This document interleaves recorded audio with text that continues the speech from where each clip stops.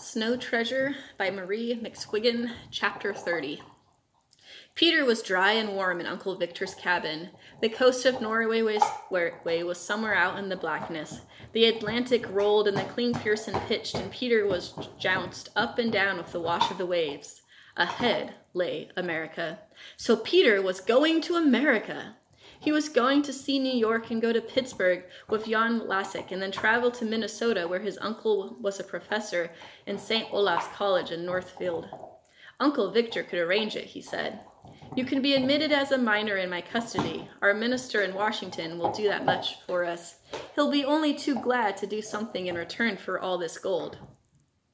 But what about Jan Lasek? Peter asked. How can he go without a passport? But he has a passport. The one that was stolen. There'll be a record of it in Washington, and they'll be grateful for the information about the one who is masquerading in his name. They won't be long finding him. Peter was overjoyed with this good news for Jan. Since he had risked his life for him, there was no reward too high. Uncle Victor said something like this. It wasn't as easy for Jan as it looks, Peter. He ran a grave risk. He did it simply because I didn't feel right about sailing and leaving you there. Of course, he knew the routine of the camp.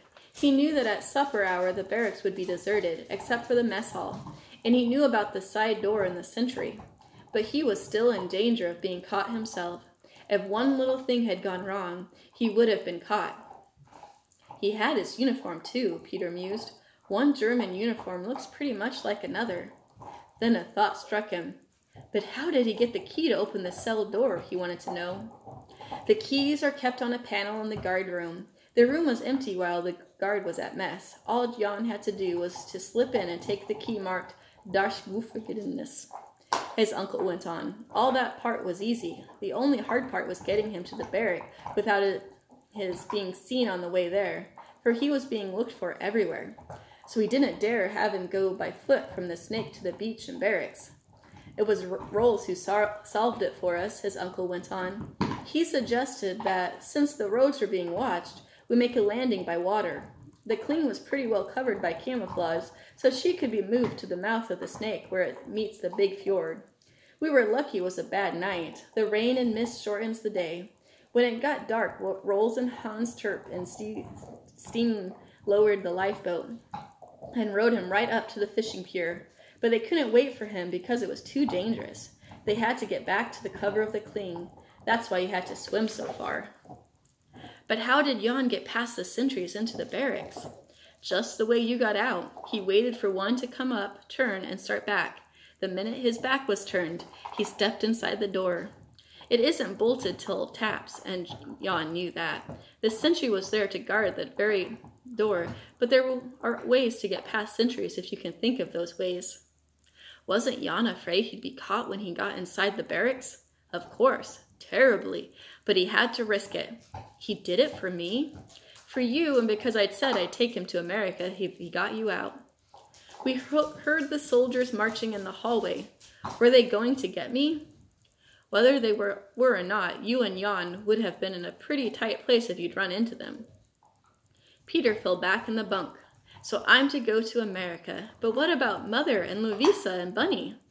Peter, I know you think it high-handed of me to be taking you this long distance without so much as asking if you wanted to go. But there was nothing else to do with you.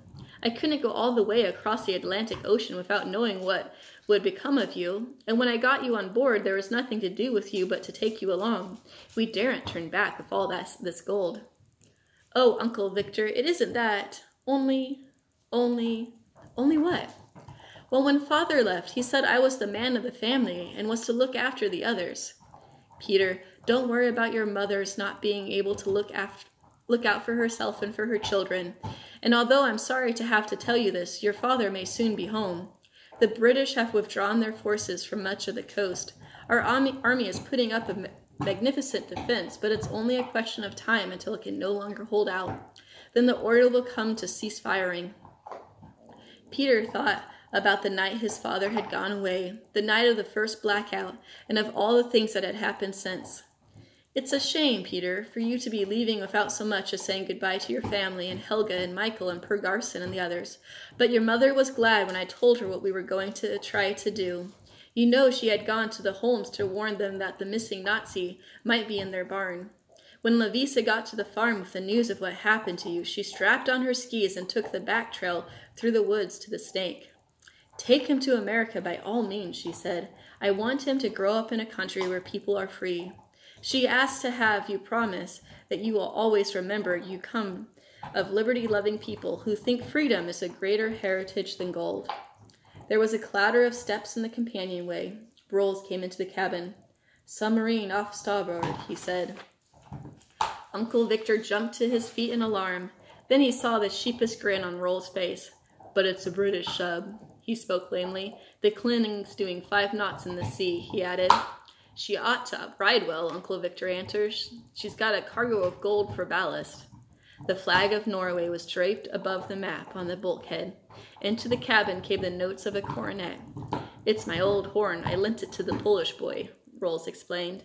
In the galley, Jan Lassick was practicing the Star-Spangled Banner.